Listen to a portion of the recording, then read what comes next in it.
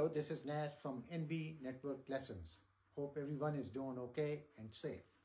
My today's topic is calculus lesson number 27, and this is going to be introduction to integrals. Integrals is a critical part of calculus, just like derivatives. In derivatives, what we did was that when we took a derivative of a function, we found the slope, okay? Whereas in case of integral, when we find integral of a function, we are basically capturing, or we are basically finding the area under the curve, okay? Whatever the function curve is, we're finding the area. So let's go ahead and get started, and I'm going to take the baby steps and try to explain you what the integral is so that you can grasp it and master it. So without any further ado, let's go ahead and get started. So let's say you have a function of x, right? And this function of x is equal to x4, okay? If I asked you to take derivative of this, by this time you would know it like by heart. You could do it. So if I do f prime of x, the derivative is 4x cubed, okay? Now let me ask you this. So I took the derivative of this, right? This is the derivative. What if I ask you to find the integral of 4x cubed times dx? What would that be? Okay. Well, I already told you that derivative of x4 is 4x cubed. So if I want to go in the other way around like this, that's called antiderivative or integral. Antiderivative or integral, okay? So when I go in this direction, my slope or my derivative is 4x cubed. However, when I take the integral of this function right here, I go back because it's antiderivative. So the answer is x4 plus c. C is a constant. It's an arbitrary constant. Now in your mind, you're thinking, whoa, where's that c coming from? Well, I'll explain you. See, here's the thing. When you take a derivative of x4 plus 25, this is function of x, right? If I take derivative of this, my answer is going to be 4x cubed, and this is going to be 0. Derivative of a constant is 0, all right? So that's why we have this c right there. So this is just an arbitrary constant because your derivative is same, okay?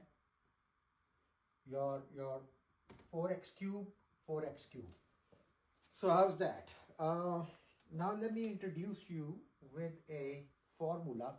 Well, actually, let me go ahead and do this. Let me go ahead and come back and introduce you with one of the properties, and we're going to solve some problems. Like I said, I want to take baby steps. Go ahead and watch this video a couple of times and get a grasp of integral. We're going to have fun, I promise you. Thank you for watching. If you like the video, go ahead and give me a like. Thank you. Good evening. Hello, this is Nas from NB Network Lessons. Hope everyone's doing okay and safe. My today's topic is going to be calculus lesson 29, and we're going to discuss properties of integration, and then we're going to solve some problems also to show you. I think the best way to learn is to solve the problems, because the more problems you solve, the more grasp you will get it. Okay, so without any further ado, let's look at the first one. This is the first property of integration. So you've got xn dx. If you want to find integral of this right here, you do 1 over n plus 1, okay, this is the n, times x raised to the power n plus 1 plus c, a constant. And I will explain you why we have that constant there. So let's look at an example. Let's say we have a problem. We say we have x raised to the power 20 d of x. I want you to find integral of this. Okay. So what we do is that we apply this property right here. We say 1 over n is 20, 20 plus 1 times x raised to the power n plus 1. N is 20, so 20 plus 1 plus c, a constant. So then the answer is going to be 1 over 21 times x raised to the power 21 plus c. Now why do we have this c? Okay, so let's say if you want to find this is right here, the integral, right? So initially, okay, when we started the problem, okay, so we have something like, for example, we have let me say we have x over 4, right? X over 4 plus let's say plus I don't know, maybe c. Okay, x over 4 plus c. This is function of x is equal to. Now if you find derivative of that, okay, f prime of x, the derivative of this would be 4x cube plus constant. What's the derivative of constant? Derivative of constant is always 0. So plus 0. Okay. So now I took the derivative of this. All right. So here I'm taking derivative of this. So what I'm basically saying is that initially when you start integrating something, there could be an arbitrary constant. Okay. Because any problem, any function can have something like, I don't know, 3x squared plus 2x plus c, or 20, okay? But when you take the derivative of this, you get 6x plus 2 plus 0, okay? So constant is basically telling you the starting value of the function, okay? So that's why we have c in there, constant in there. Hope that clarifies, why we have this c in there.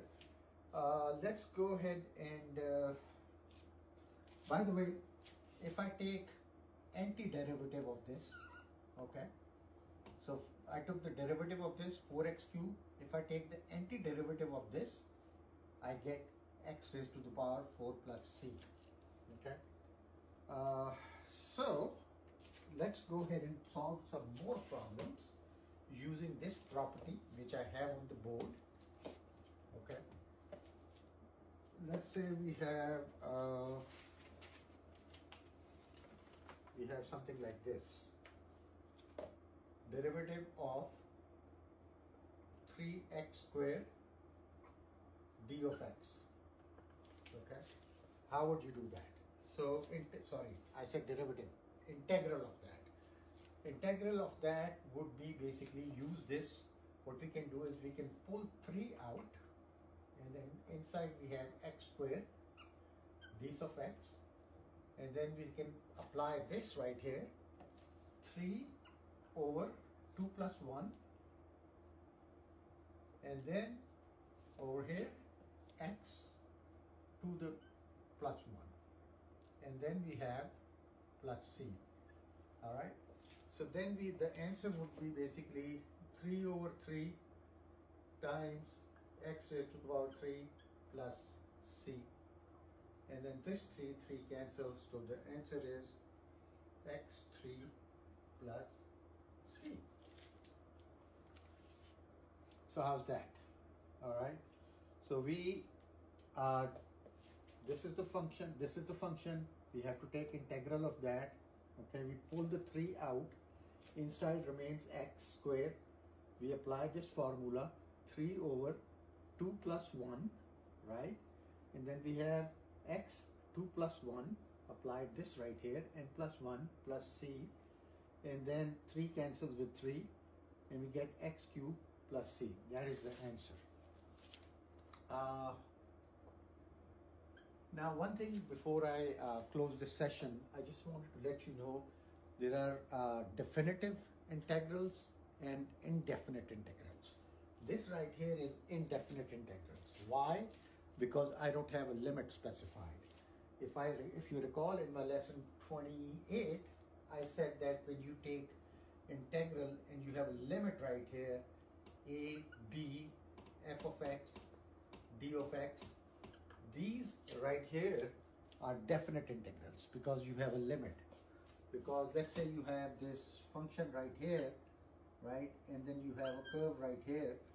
This point is a, this point is b, and I'm finding the area in this.